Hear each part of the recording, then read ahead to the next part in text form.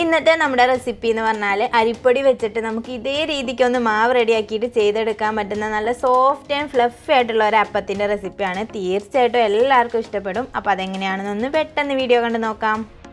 ഞാൻ ഇവിടെ ഒരു ബൗളിലേക്ക് 1 കപ്പ് അളവിൽ അരിപ്പൊടി ചേർത്ത് കൊടുക്കുന്നുണ്ട്. ഈ 1 കപ്പിൻ്റെ ബേസിലാണ് കേട്ടോ ഞാൻ അളവ് ഫുള്ള് പറയുന്നത്. നമ്മൾ പത്തിരിക്കും ഇടിയപ്പത്തിനൊക്കെ എടുക്കുന്ന നൈസായിട്ടുള്ള വറുത്ത അരിപ്പൊടി തന്നെയാണ് യൂസ് ചെയ്യുന്നത്.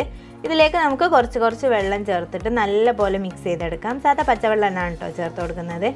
അപ്പോൾ ഒന്ന് മിക്സ് ആയതിന് ശേഷം നമുക്ക് ഈ ഒരു കൺസിസ്റ്റൻസിയിലാണ് കേട്ടോ കിട്ടേണ്ടത്. നല്ലൊരു ലൂസായിട്ട് വേണ്ട, എന്നാൽ കുറച്ചൊരു ടൈറ്റ് തന്നെ. ഇത് നമുക്കൊരു മിക്സിയുടെ ജാറിലേക്ക് മാറ്റി കൊടുക്കാം. എന്നിട്ട് ഇതിലേക്ക് ഞാൻ 1/4 കപ്പ് അളവിൽ ചോറ് ചേർത്ത് കൊടുക്കുന്നുണ്ട്. അതുപോലെ ഒരു 3/4 കപ്പ് അളവിൽ ഈസ്റ്റും കൂടി ചേർത്ത് കൊടുക്കാം.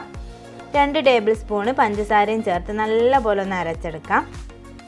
ചോറൊക്കെ മൊത്തമായിട്ട് അരയുന്ന ആ ഒരു രീതിക്ക് തന്നെ അരച്ചെടുക്കണം കേട്ടോ. നല്ല പേസ്റ്റ് ആക്കിയിട്ട് എടുക്കാം. ഇനി നമുക്ക് ഇതൊരു ബൗളിലേക്ക് മാറ്റി കൊടുക്കാം. ഒരു 5 മണിക്കൂർ റെസ്റ്റ് ചെയ്യാൻ വേണ്ടി വെക്കാം. നമ്മൾ ഈസ്റ്റൊക്കെ ഒന്ന് ആക്റ്റീവ് ആവുന്ന ഒരു സമയം മതി. പൊങ്ങി വന്നിട്ടുണ്ടായിരുന്നു കേട്ടോ. ഞാൻ സൈഡൊക്കെ ഒന്ന് ക്ലീൻ ചെയ്തെടുത്തിട്ടുള്ളതാണ്. ഇനി നമുക്ക് പൊങ്ങി വന്നതിന് ശേഷം ഇതിലേക്ക് 1/2 കപ്പ് അളവിൽ തേങ്ങ ചെറിയ മിക്സിയുടെ ജാറിലിട്ടിട്ട് നല്ലപോലെ അരച്ചെടുക്കണം. കുറച്ചൊരു വെള്ളം ചേർത്തിട്ടാണ് കേട്ടോ നമ്മളിവിടെ പേസ്റ്റ് ആക്കി എടുക്കുന്നത്. ഇതും കൂടി നമ്മൾ നേരത്തെ മാറ്റി വെച്ച മാവിലേക്ക് ഇട്ട് കൊടുത്തിട്ട് നല്ലപോലെ ഒന്ന് മിക്സ് ചെയ്തെടുക്കാം. നമ്മൾ രാത്രി ചെയ്തെടുക്കുകയാണെങ്കിൽ രാവിലെയാണ് കേട്ടോ നമ്മൾ തേങ്ങയൊക്കെ ഒന്ന് അരച്ചിട്ട് ചേർക്കുന്നുള്ളൂ. രാവിലെ തേങ്ങ അരച്ച് ചേർക്കാൻ നമ്മൾ ആ സമയത്ത് ചേർക്കുന്നില്ല. ഇതിലേക്ക് ഞാനൊരു 2 ടീസ്പൂൺ അളവിൽ പഞ്ചസാര ചേർത്ത് കൊടുക്കുന്നുണ്ട്. അത് ഓപ്ഷണലാണ് കേട്ടോ. പിന്നെ ആവശ്യത്തിനുള്ള ഉപ്പ് ചേർത്ത് കൊടുക്കാം. എന്നിട്ട് നല്ലപോലെ മിക്സ് ചെയ്തതിന് ശേഷം നമ്മളൊരു 1/2 മണിക്കൂറും കൂടി ഒന്ന് റെസ്റ്റ് ചെയ്യാൻ വേണ്ടി മാറ്റി വെക്കണം. അപ്പോഴാണ് നമുക്ക് നല്ല പെർഫെക്റ്റ് ആൻഡ് ഫ്ലഫി ആയിട്ടുള്ള അപ്പം ചെയ്തെടുക്കാൻ പറ്റുള്ളൂ കേട്ടോ. ഈ ഒരു രീതിക്ക് നമുക്ക് മാവ് പൊങ്ങി വന്നിട്ടുണ്ട്.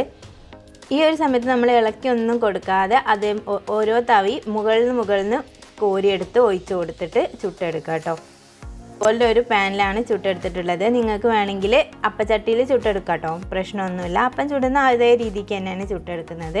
കുട്ടികൾക്കൊക്കെ കറിയില്ലാതെ തന്നെ കഴിക്കാൻ നല്ല ഇഷ്ടമായിരിക്കും. അപ്പോൾ എല്ലാവരും വീട്ടിൽ ഇതുപോലെ ഒന്ന് ട്രൈ ചെയ്ത് നോക്കിയതിന് ശേഷം റിവ്യൂ അറിയിക്കുക. പിന്നെ നമ്മുടെ വീഡിയോ ഇഷ്ടമായിട്ടുണ്ടെങ്കിൽ ലൈക്ക് ചെയ്യാനും നിങ്ങളുടെ അഭിപ്രായങ്ങൾ കമൻ്റായിട്ട് അറിയിക്കാനും മറക്കല്ലേ. ഇതുപോലത്തെ ഈസി ആൻഡ് ടേസ്റ്റി റെസിപ്പീസ് ഇനിയും കാണുന്നതിന് വേണ്ടിയിട്ട് നമ്മുടെ ചാനൽ സബ്സ്ക്രൈബ് ചെയ്തും കൂടി ഒന്ന് സപ്പോർട്ട് ചെയ്യുക. അപ്പോൾ അടുത്ത നല്ലൊരു വീഡിയോയിൽ കാണുന്നത് വരെ ബൈ. Thank you.